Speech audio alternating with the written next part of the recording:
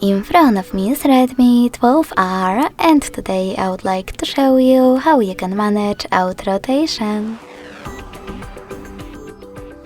First of all, go into settings and scroll down just a bit to access display.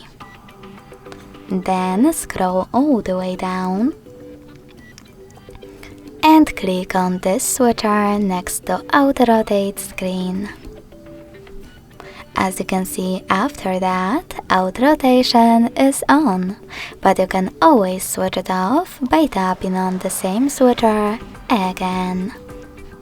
You can also go into tap menu and look for lock orientation shortcut. When you find it, click on it.